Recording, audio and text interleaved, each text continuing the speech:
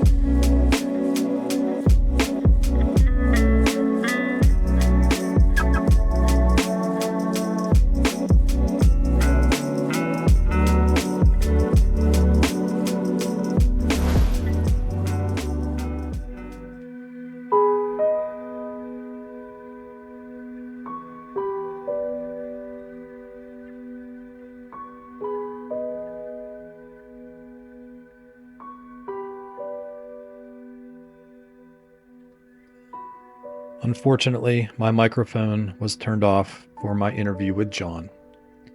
I had offered him some trail mix and some things to keep him warm, including a hat and some gloves.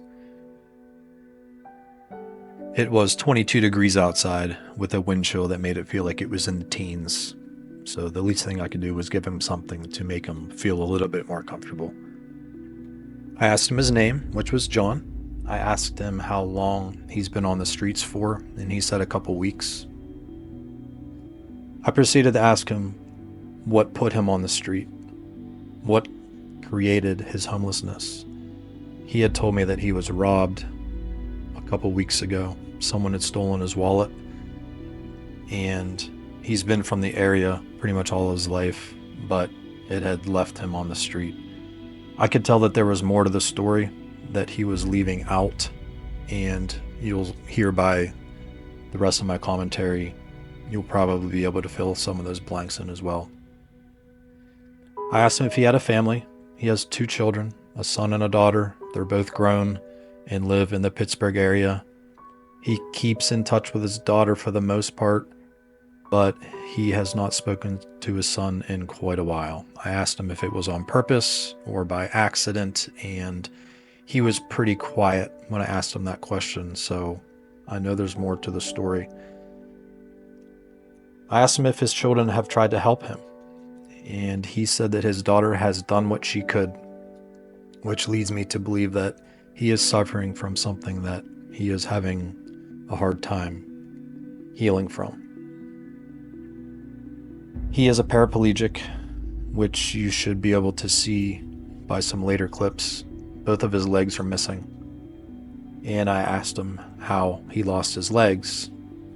I initially thought it was probably from a war or he had served in the military, but he got run over by a freight train. He had suffered from alcoholism, and he had passed out drunk on the train tracks and got awoken by a train running his legs over. He told me he had plans to take a Greyhound bus to Florida on the next day. He told me what time his bus was departing and everything. It was kind of adorable. And I had said I admire him for going to the warmer weather of Florida, and he was definitely looking forward to that. I asked him where he's going to be living when he gets to Florida, and he was again pretty quiet. He said he'll figure it out when he gets there. I asked him if he thought the Steelers were going to beat the Ravens in the wild card game tonight, and he chuckled and said, yeah, that he thought that the Steelers were going to win. True Pittsburgh Steelers diehard fan right here. It's at this point in the conversation that I wish my microphone was working the most, because he looks into the camera and tells his son Grant that he loves him and that he misses him.